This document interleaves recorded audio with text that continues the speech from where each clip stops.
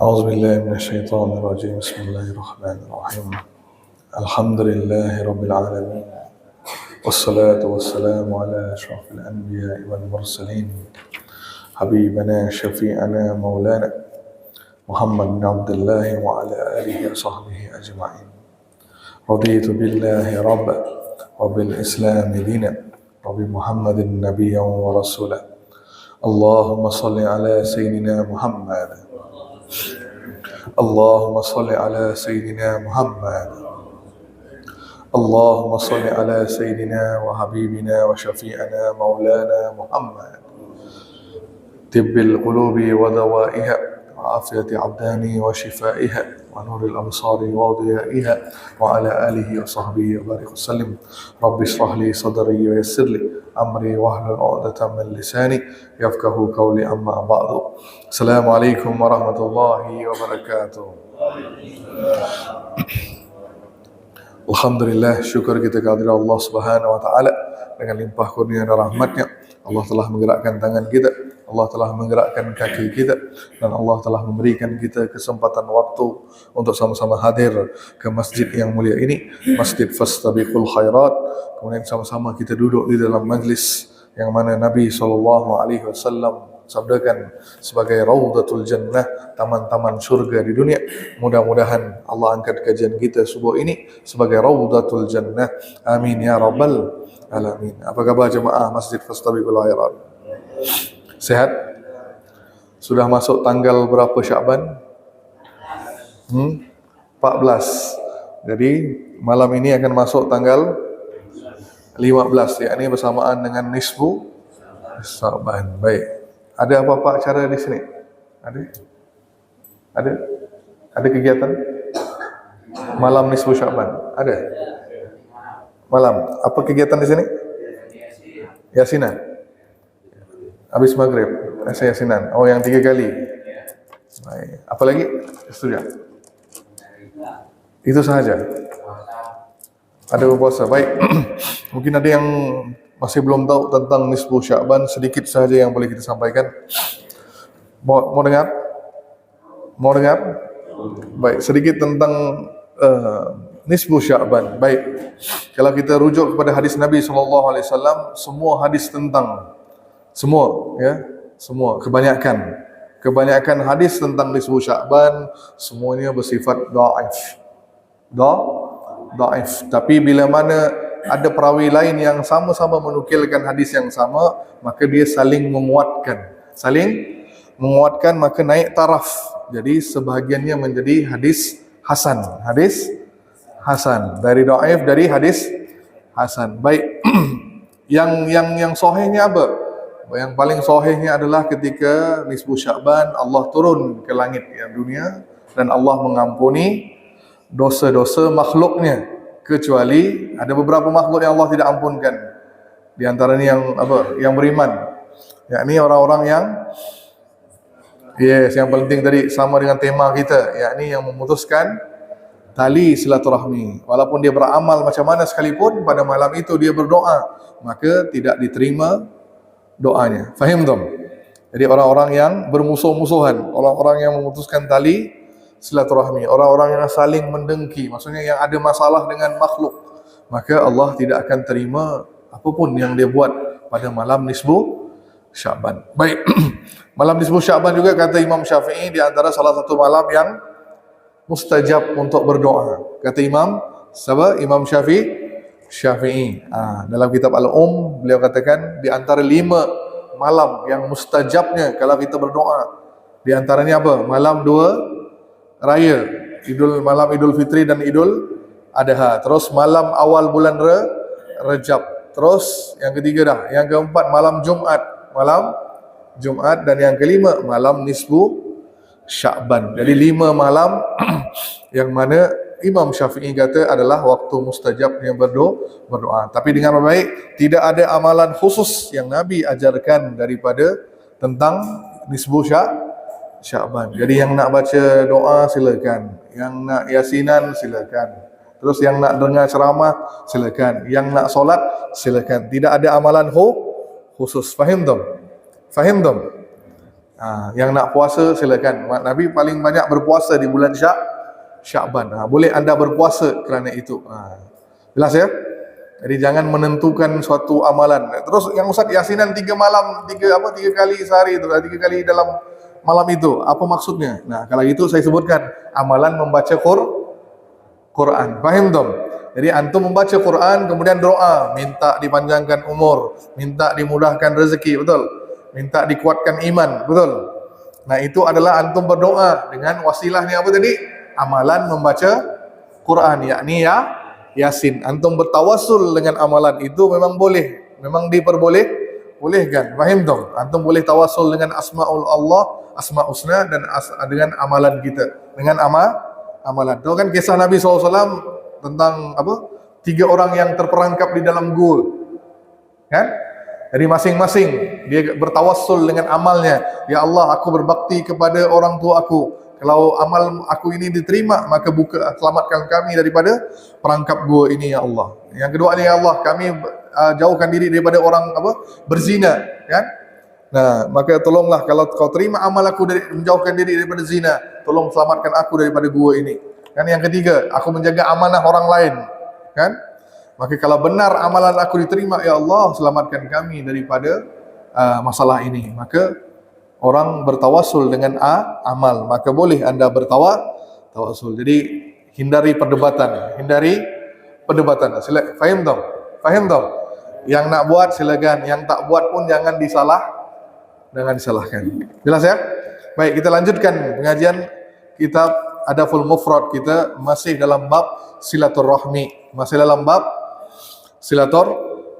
Kita dah selesaikan bab yang ke-26. Saya lanjutkan hadisnya.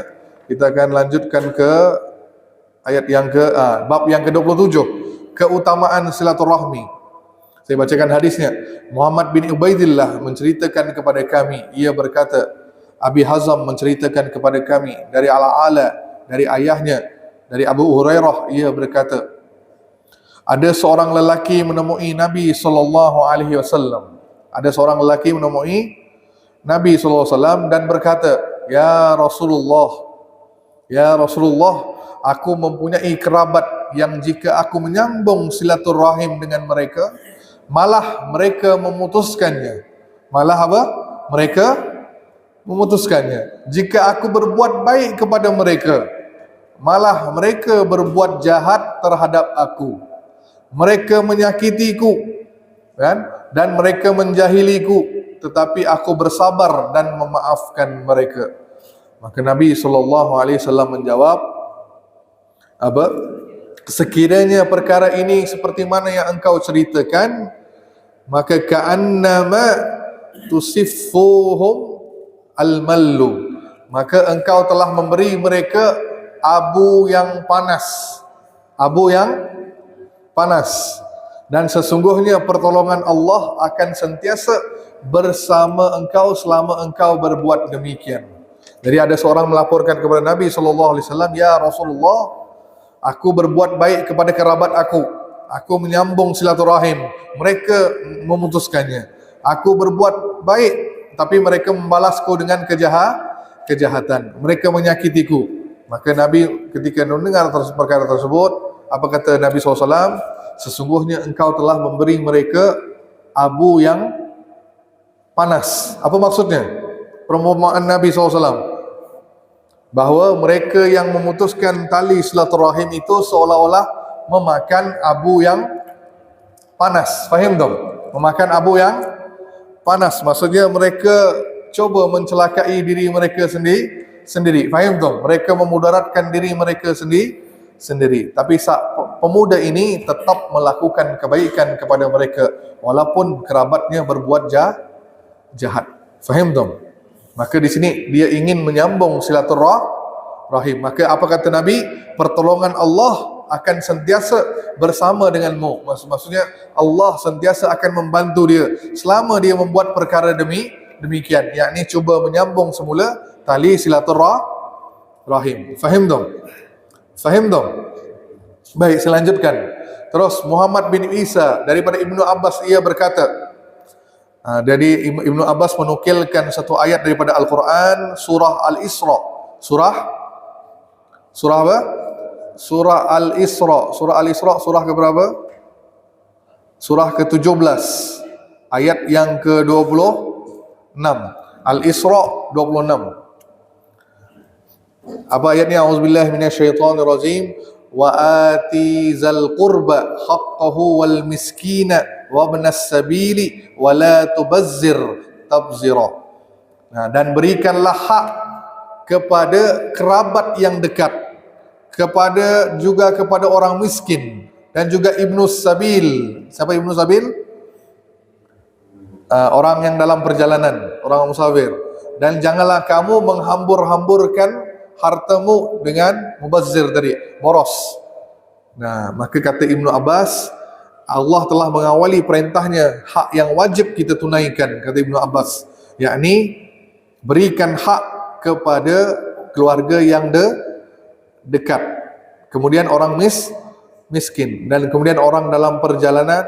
Maksudnya di sini, kalau ada keluarga kita yang susah dan ada orang miskin, yang mana antum dahulukan bantuan?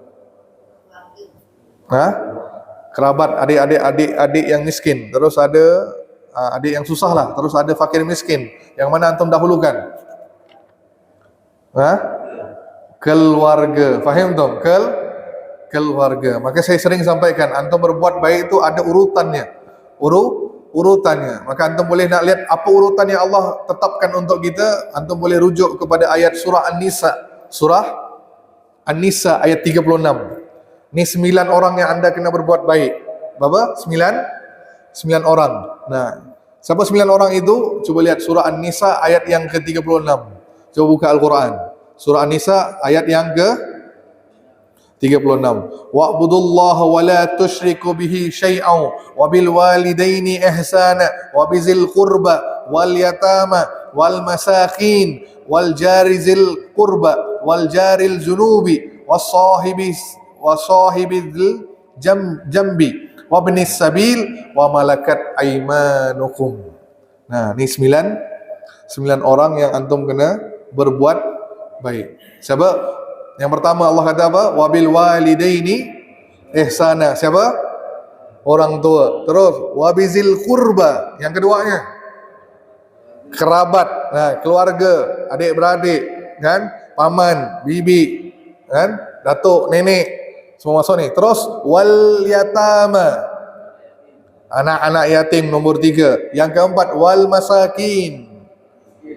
Orang miskin. Terus yang kelima wajaril zil qurba, tetangga dekat. Wajaril junubi, tetangga jauh. Terus wasahibi bil jambi, teman sejawat, teman sengantor, sahabat komunitas, semuanya kan. Terus selanjutnya ibnis sabil, orang yang musafir. Dan terus yang tidak ada sekarang wa malakat aimanukum, hamba sahaya. Jadi 8, 9 itu tak ada untuk sekarang. Hamba sahaya tidak ada, maka 8 sahaja. Lihat urutannya.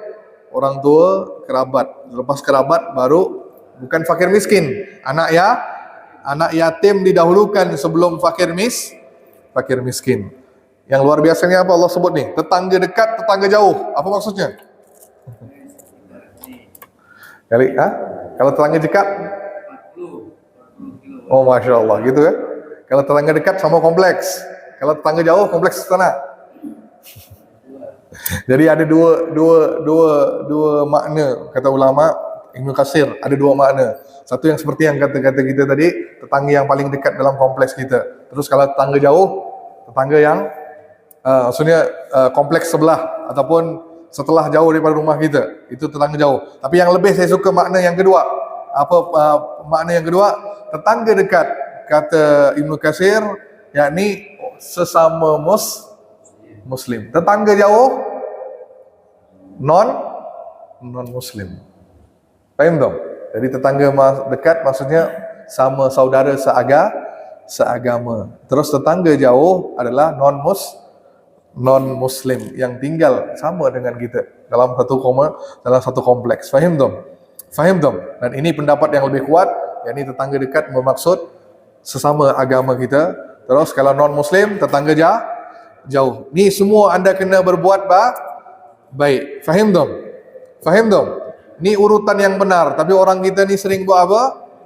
Nah, dia melangkah jauh, langsung dicari fakir miskin, cari orang-orang anak-anak yatim. Tapi dalam keluarga sendiri orang yang susah tidak diperhatikan. Faham tak? Jadi saya minta tolong lihat keluarga kita siapa yang susah, bantu. Faham tak? Faham tak? Maka anda telah menyambung semula tali silaturahim. Nanti kita lihat apa manfaatnya tali silaturahim ni. Apa manfaatnya kita akan lihat berikutnya. Baik, selanjutkan. Hadis yang ke-53 daripada Abdurrahman bin Auf, ia berkata, ia mendengar Nabi bersabda, Allah berfirman, aku adalah Ar-Rahman, zat yang maha pengasih. Aku telah menciptakan rahim dan ambilkan dari nama aku. Maka siapa yang menjalinkan hubungan silaturahim, maka aku menyambung hubungan dengannya. Dan barang siapa yang memutuskan, maka aku memutuskan hubungan dengannya. Faham tak? Jadi apa kata Allah? Aku mencipta rahim, diambil daripada nama aku, daripada nama Allah Ar-Rahim, kan? Terus siapa yang menyambung silaturahim, maka Allah akan menyambung hubungan dengannya. Allah akan menjaga dia, Allah akan bantu dia. Tapi siapa yang memutuskan tali silaturahim, maka Allah tidak akan membantu dia. Allah akan memutuskan hubungan dengannya. Ini menunjukkan kepentingan silaturahim. Faham tak? Baik, bab yang ke-28. Silaturahim menambah umur. Silaturahmi menambah umur. Bab yang ke-28. Daripada Anas bin Malik, ia mengabarkan kepada aku bahawa Rasulullah SAW bersabda, Man ahabba, barang siapa, man ahabba an yubsata, man ahabba an yubsata lahu fi rizqihi wa an yunsa lahu fi athari falyasil rahimah. Nah, barang siapa yang ingin dilapangkan rezekinya, fi rizqihi, dan terus barang siapa yang ingin memanjangkan umurnya, kan, yunsa'alahu fi athari, yakni memanjangkan umurnya, falyasil rahimah, hendaklah dia menyambung silaturahim. Jadi kalau ingin dilapangkan rezeki, terus langit dipanjangkan umur, maka harus berbuat apa amalannya? Menyambung silaturahim. Maka apa maksudnya di sini? Maka ulama bahas apa maknanya menyambung, apa, melapangkan rezekinya, dilapangkan. Apa maksudnya nih? Ditambah rezeki. Maka ulama tu ada bawa dua makna, dua pendapat. Satu kata ulama kiasan. Satu adalah makna kiasan, secara kiasan. Maksudnya rezekinya ada, tapi di situ Allah berikan dia keberkahan. Contoh, ada yang nanya dengan saya, Ustaz suruh saya jalin silaturahim. Saya pun jalinlah silaturahim, tapi kenapa gaji saya tak naik? Kenapa gaji saya tidak naik, kata dia. Betul juga, betul kan? Dia menyambung silaturahim, tapi gaji dia tidak naik. Tapi hadis ini menunjukkan bahawa apa? Siapa yang menyambung silaturahim, Allah akan melapangkan rezekinya. Maka di situ ada dua pendapat. Yang pertama, kiasan. Walaupun gajinya contoh 5 juta, memang dia setiap bulan dapat 5 juta. Tapi di sini ketika dia menyambung silaturahim, maka Allah masukkan keberkahan. Faham tak? Kalau dulu gajinya 5 juta, anaknya sering sakit, istrinya sakit, keluar biaya. Faham tak?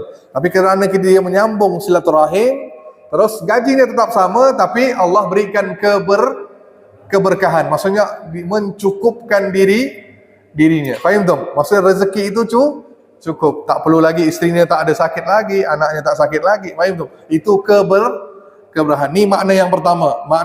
Pendapat ulama. Tapi saya lebih cenderung kepada pendapat yang kedua. Apa dia? Benar-benar rezekinya bertambah. Bukan lagi kiasan. Sama juga, benar-benar umurnya dipanjangkan. Ustaz, kan umur itu dah ditetapkan oleh Allah, betul? Kan?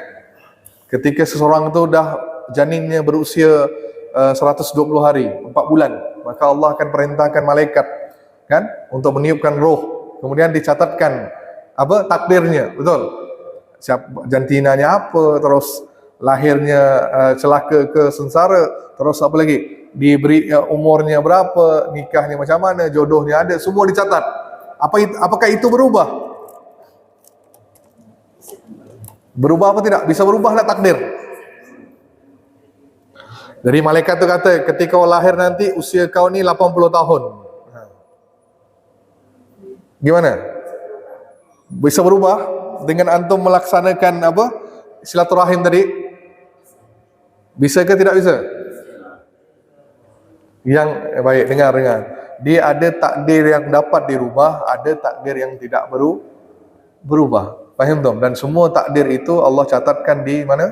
Lauhil Mahfuz. Dan di Lauhil Mahfuz itu Allah dah catatkan semua takdir makhluknya sebelum Allah menciptakan langit dan bumi. 50,000 tahun sebelum diciptakan langit dan bumi, kata Nabi SAW, Allah dah siapkan takdirnya di Lauhil Mahfuz. Dan tidak ada orang yang tahu isi Lauhil Mahfuz kecuali Allah. Faham tak? Tapi Allah mengkabarkan kepada malaikat. Contoh, saya ambil contoh. Pak Yusuf usianya 80. Sekarang berapa Pak Yusuf?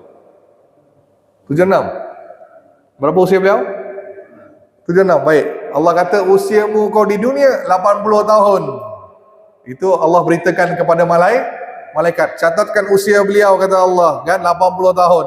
Dia akan hidup selama 80 tahun. Dan kalau dia bersilaturahim, melakukan amal soleh yang lain, maka ditambah 20 tahun. Ditambah 20 tahun. Nah, ini kalau nambah dengan berbuat silaturahim, maka beliau pun, ini kata malaikat, malaikat tahu apa tidak beliau akan melakukan amalan silaturahim ke tidak? Tidak tahu. Faham tak? Yang tahu Allah. Jadi malaikat cuma tahu usianya 80. Ternyata ketika beliau usia 50 tahun atau 60 tahun, beliau pun bersilaturahim, jaga hubungan, maka takdirnya tadi daripada 80 ditambah menjadi 100, ditambah 20 tahun. Ini dirubah. Jadi dihapuskan dari 80, dicatat lagi 100. Ini catatan malaikat. Tapi di Lauhil Mahfuz Allah sudah tahu bahawa beliau ni akan sambung silaturahmi apa tidak, berapa usia beliau yang sebenarnya. Faham tak? Jelas apa tidak? Jadi takdir di Lauhil Mahfuz tidak berubah. Faham tak? Takdir yang malaikat, takdir yang lain tu bisa rubah. Jelas apa tidak? Nah, jadi Allah tahu di usia berapa beliau akan sambung silaturahmi. Dengan sambung silaturahmi tadi akan dipanjangkan umurnya. Faham tak? Itu Allah sudah tahu di Lauhil Mahfuz. Tapi malaikat tidak tahu. Malaikat cuma tahu usianya 80. Maksudnya apa? Kalau anda menyambung tali silaturahim, maka insya-Allah akan dipanjangkan rezeki dan apa? Ditambahkan rezeki dan dipanjangkan umur. Maka jaga akhlak ni. Faham tak? Jaga akhlak. Ya, sentiasa berbuat baik kepada kerabat kita. Jadi jangan pilih, kata orang Malaysia tu, jangan pilih bulu. Tak pilih bulu. Jangan pilih ni kerabat ni bagus dengan aku, ni kerabat ni jahat dengan aku lah. Kan kita baca hadis tadi kan, walaupun kerabatmu itu memusuhimu, memutuskanmu, tetap antum berbuat baik. Faham tak? Terus hadis berikutnya, siapa yang bertakwa kepada Allah dan menyambung daripada Ibnu Umar, siapa yang bertakwa kepada Rabbnya dan menyambung tali silaturahim, maka ditangguhkan ajalnya, hartanya bertambah dan dicintai oleh keluarganya. Maka siapa yang menyambung tali silaturahim, bertakwa kepada Allah dan menyambung tali silaturahim, maka ajalnya ditangguh. Terus malnya bertambah, hartanya bertambah. Terus ahabbu ahluhu, dan dicintai oleh keluarga. Nah, ini kelebihan orang yang berbuat baik kepada kerabat. Nah, di sini maksudnya silaturahim ya, bukan tali ukhuwah. Di sini saya maksudkan di sini dengan baik, dengan kerabat, tali silaturahim rahim, bukan tali uhuwah. Tali uhuwah yang lain. Baik, hadis yang berikutnya. Aku mendengar Nabi SAW bersabda, sesungguhnya Allah memerintahkan kalian berbuat baik kepada ibu kalian. Kemudian Allah memerintahkan kalian berbuat baik kepada ibu kalian. Ini kan yang kita baca sebelum ni. Berbuat baik kepada orang tua, yakni ibumu, kemudian ayahmu. Setelah ayah baru kerabat. Dan Nabi kata, setelah ayah kamu berbuat baiklah kepada kerabat kalian yang paling dekat. Siapa yang paling dekat? Yes, adik-beradik terlebih dahulu, yang sama rahim dengan kita. Faham tak? Baik, seterusnya, maka Abu Hurairah disebut di sini. Abu Ayyub Sulaiman, hadis nomor 61. Abu Ayyub Sulaiman menceritakan kepada kami, Abu Hurairah pernah datang kepada kami pada hari Kamis malam Jumat, lalu berkata, aku melarang setiap orang yang memutuskan tali silaturahim berada di antara kita. Namun tidak ada seorang pun berdiri hingga Abu Hurairah mengulangi perkataannya 3 kali. Lalu ada seorang pemuda menemui bibinya yang sudah 2 tahun dia memutuskan silaturahim. Jadi Abu Hurairah datang ke masjid, jumpa jemaah, langsung Abu Hurairah kata apa pada malam Jumat, hari Kamis. Aku melarang siapapun yang memutuskan silaturahmi berada di masjid. Maka tiba-tiba di situ ada seorang pemuda yang sudah memutuskan tali silaturahim dengan bibinya. Kemudian dia pun, berapa lama dia putuskan? 2 tahun. Maka ia pun menemui bibinya dan bibinya bertanya, wahai keponakanku, apa yang membuatmu datang ke sini? Ia menjawab, aku mendengar Abu Hurairah mengatakan begini dan begini. Maka sang bibi berkata, kembalilah dan tanyakan kepadanya mengapa ia berkata begitu. Maka sang pemuda itu balik, kenapa wahai Abu Hurairah kau melarang kami memutuskan silaturahmi? Maka kata Abu Hurairah, aku mendengar Nabi SAW bersabda, sesungguhnya amalan Bani Adam akan dihadapkan kepada Allah setiap hari Kamis. Setiap hari Kamis malam Jumat. Namun Allah tidak berkenan menerima amalan orang yang memutuskan tali silaturahim. Jadi kita tahu bahawa setiap dia ada amalan apa? Dia ada laporan harian, dia ada laporan tahunan. Apa dia? Macam apa? Audit harian. Bahasa kita ni apa sini? Audit. Betul, audit. Ataupun laporan. Ada laporan harian, ada laporan bulanan, ada bulanan Pak. Laporan tahunan. Nah, kalau harian, hari Isnin dan Kamis. Ingat, hari Isnin dan Kamis ni amalan kita akan dihadapkan depan Allah. Maka Nabi kata apa?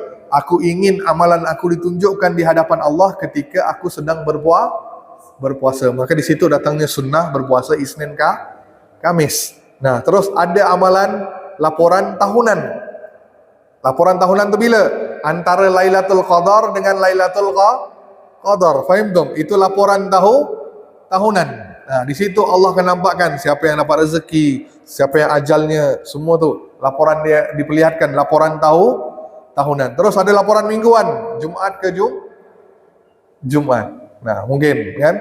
Maka di sini kata Abu Hurairah, aku tidak mau di kalangan kita yang memutuskan tali silaturahim. Kenapa? Amalannya tidak akan diperlihatkan depan Allah. Jelas ya? Di sini menunjukkan kepentingan silaturahim. Nah, saya lanjutkan lagi hadis bab yang ke-31. Rahmat Allah tidak akan turun pada kaumnya yang di mana di situ adanya orang yang memutuskan hubungan rahim. Bab 31, rahmat Allah tidak turun pada kaum di dalamnya ada orang yang memutuskan hubungan rahim. Maka sesungguhnya aku dengar daripada Abdullah bin Abi Aufa, ia berkata, sesungguhnya Nabi SAW bersabda, sesungguhnya rahmat tidak akan turun kepada kaum yang di dalamnya terdapat orang yang memutuskan tali silaturahim. Maka di situ kalau ada kaum, maka rahmat Allah tidak akan turun. Nah, ingat, kita cari itu rahmat. Kita carinya rahmat Allah. Contoh, maka saya sering sampaikan. Nak tahu apa tidak rahmat Allah turun di sekitar kita, maka lihat masjidnya.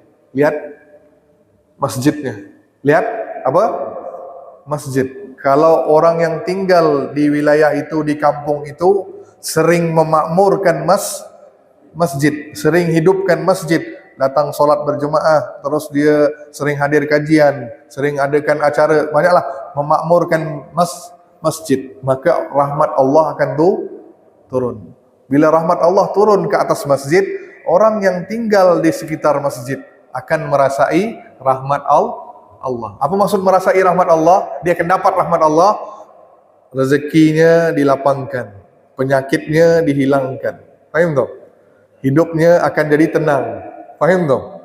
Jadi apa lagi? Rumah tangganya akan sakinah, mawaddah, warahmah. Maksudnya semuanya akan dapat keberkahan Allah. Tapi kalau kita tinggalkan masjid, Allah akan cabut keberkahan. Maka bila Allah cabut rahmatnya daripada masjid, maka orang yang tinggal di sekitar masjid turut akan terkena tempiasnya. Akan terkena tempias. Apa dia? Rezekinya sempit, hidupnya susah, banyak penyakit, banyak masalah, wabak penyakit dan sebagainya. Faham tak? Gara-gara tidak memakmurkan masjid. Maka di sini disebutkan sama juga di suatu kaum, bila mana ada kaum yang suka memutuskan tali silaturahim, maka Allah akan cabut ke rahmat Allah turun kepada kaum tersebut. Jelas ya? Jelas? Maka hadis yang ke-30, bab yang ke-32, dosa orang yang memutuskan tali silaturahim. Kan? Bab yang ke-32, dosa orang yang memutuskan silaturahim. Maka aku mendengar Rasulullah SAW bersabda, la yadkhulul jannata qati'ur rahim. Maka tidak akan masuk syurga orang yang memutuskan tali silaturahim. Allah. Ini berat nih. Kita tahu kan, kalau antum ditakdirkan sebelum masuk syurga lah, orang tu akan menghidu bau syurga. Faham tak? Aroma syurga tu dapat dihidu daripada sekian ribu tahun, sekian ratus tahun. Kan? Malah antum dalam kubur dapat hidu bau syurga. Faham tak? Di dalam kubur, kalau antum ni adalah ashabul jannah, penghuni syurga, maka dalam kubur pun antum boleh lihat bagaimana suasana anti dalam kubur. Tapi orang yang memutuskan tali silaturahim tidak akan masuk dalam syurga. Tidak akan masuk. Faham tak? Kalau dah masuk pun tak dapat, apalagi menghidu bau syurga. Nah, ini luar biasa ni. Maka saya sering sampaikan, jangan hanya hablum minallah. Jangan hanya hubungan dengan Allah, tapi hablun minan nas, jaga hubungan sesama manusia. Kita ni sibuk dengan urusan kita sendiri, faham tak? Tapi kita tinggalkan orang sekeliling kita, faham tak? Nak masuk syurga seorang diri ke nak masuk syurga bersama-sama? InsyaAllah nak bersama-sama ke nak seorang diri masuk syurga? Kalau nak bersama-sama, maka perhatikan orang sekitar kita. Faham tak? Ni berat ni, saya susah ni. So, bila masalah hati ni susah, betul? Bab hati ni antum dah lama berdendam, bukan berdendam lah, dah lama tidak bertegur kerabat, kan? Bermasam muka, kan? Susah nak hilangkan, betul? Betul? Betul? Susah ke senang? Apa kalimatnya? Apa kalimatnya yang saya sering sampaikan tu? Wal kazimina ghaiza wal afina anin nas. Terus wallahu yuhibbul muhsinin, kan? Allahu yuhibbul, Allah suka orang-orang yang wal kazimina ghaiza, tahan marah, wal afina anin nas, berbuat baik kepada sesama manusia. Wallahu yuhibbul, Allah suka orang yang orang yang muhsin, orang yang baik, faham tak? Maka di sini tiga ni ada tak ciri itu dalam diri kita? Tahan marah, boleh tahan marah apa tidak? Boleh? InsyaAllah masih boleh. Memaafkan orang lain, boleh? Boleh? Kalau orang tu buat zalim dengan kita, boleh maafkan dia? Insya Allah. Terus berbuat baik kan? Apa maksudnya orang baik tadi? Allah suka orang yang baik. Dia berbuat baik kepada orang yang pernah zalim kepada dia. Mampu? Antum tahan marah boleh, maafkan orang tu boleh. Tapi berbuat baik kepada orang yang kita benci, orang yang kita tak suka, bisa apa tidak? Tak bisa. Bagus, saya suka jujurnya. Jujur Pak, bagus, betul. Kita ni manusiawi, betul. Bisa apa tidak berbuat baik kepada orang yang zalim dengan kita? Susah, betul. Di situ datangnya penyakit hati tadi. Berat, betul. Berat di sini. Nah, sama juga dengan kerabat. Dah kerabat ni cela kita, susah kan, contohlah. Waktu dia senang tak pernah pun kisah kita kan. Waktu dia susah cari kita, contoh. Nah, kira-kira antum akan responnya macam mana? Reaksinya? Bantu dia ataupun biarkan? Cuik-cuik, buat-buat tak kisah. Allahu Rabbi. Itulah kita, penyakit manusia, suka berdendam. Suka berdendam. Dah Pak, usia kita dah berapa ni Pak? Ni saya ada jumpa bapa tu. Ada bapa jemaah saya tak mau sebut di mana lah. Ada usia 80 tahun. Dia tak pernah bertegur dengan keluarga dia. Hidup seorang diri, sebatang kara. 80 tahun. Tak mati-mati. Dah di pembaringan. Sampai saya sampaikan kepada beliau, Pak, tolong ikhlaskan. Faham tu? Siapalah apa? Bertemulah dengan ahli keluarga. Dia haramkan, dia kata apa? Jangan ada kerabat dia jejakkan kaki di rumah dia. Sampai begitu sekali. Gara-gara apa? Masalah dunia, duit. Masalah duit saja. Karena kata duit, ya Allah. Fulus kan? Mafi fulus mampus, kan tu kan? Duit kan, masalah duit. Lihat, gara-gara masalah duit dia tak nak jumpa dengan kerabat dia. Apa jadi pada hujung usia dia ni? Hidupnya sebatang kara. Tahu sebatang kara? Isteri dia meninggal, anaknya pun apa? Anak pun yang pun tak kisah tentang dia dah. Dengan perangai bapaknya macam tu kan? Nah, hidupnya seorang-seorang. Dan matinya pun dalam keadaan yang sangat-sangat, ya Allah, sakaratnya itu berat. Sakaratnya itu sangat-sangat berat. Maka saya minta nih, tolong, kalau antum ada siapa-siapa ahli keluarga yang sampai sekarang belum bertegur, tolong ambil waktunya, segera perbaiki hubungan tersebut. Perbaikilah, tolong, jangan tunggu. Makanya saya sampaikan kan, kita kemarin bahaskan, apa, orang yang tidak diterima amalnya di bulan Ramadan. Faham dong? Salah seorangnya apa tadi? Orang yang memutuskan tali silaturahim. Baik, ada pertanyaan sampai di sini? Silakan.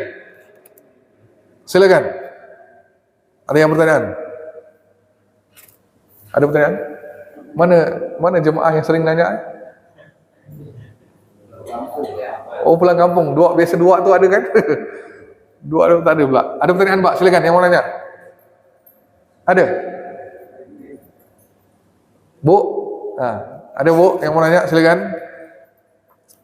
Ada pertanyaan di luar tema pun boleh, silakan. Iya, silakan. Waalaikumsalam warahmatullahi wabarakatuh. Ini misalnya gini Ustaz, ada orang tuh datang ke rumah itu ngeluh terus gitu Ustaz. Mengeluh terus. Jadi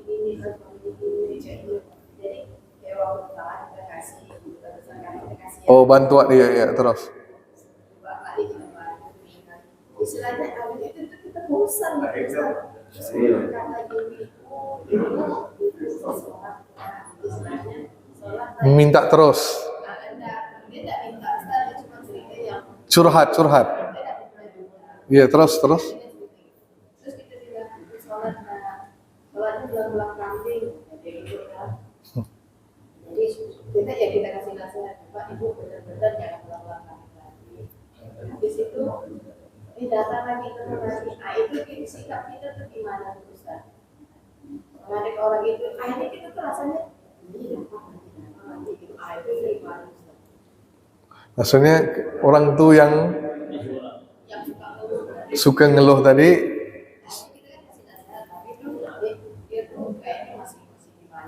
masih tidak tidak memahami, tidak memahami. Jadi ibu rasa Kadang-kadang rasanya kita terus ini dalam bu, ini kita berkasih yang bu kita sama Allah ya bu. Nah, itu gimana? baik. Selama ibu tidak mengatakan perkataan yang tercela, tidak ada masalah, kan? Tetap berkata kaulam ma'ruf, kan? Ataupun apa? Kata-kata yang ada kan kaulam maisura, kan? Kata-kata yang lembut, yang baik, bu ya. Jadi tetap ibu melayaninya. Kadang-kadang memang rasa apa? Bukan rasa bosan, rasa malas nak layan orang ni kan gitu. Minta sama Allah jangan cerita sama kita. Itu kan Iya. pribadi kita. Curhatnya boleh, ibu tegur menasihati beliau boleh, tidak ada masalah. Tapi jangan pernah merasa bosan menasihati dia, itu dia. Jangan bosan menasihati dia. Tetap terus kan menasihati dia. Dan jangan kerana dia tak solat, dia tak apa, kita langsung nak memutuskan persahabatan. Tetap bersahabat, tetap melayani dia. Kalau dia datang, tetap bantu dia. Tapi dalam waktu yang sama nasihati beliau. Gitu. Jangan katakan ayat-ayat yang mencela gitu. Jangan. Itu je. Ya, sip. Ada lagi? Ya, silakan Pak Hidayat.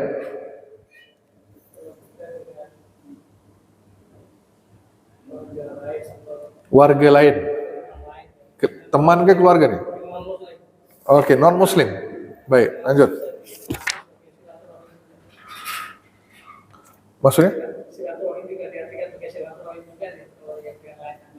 Baik.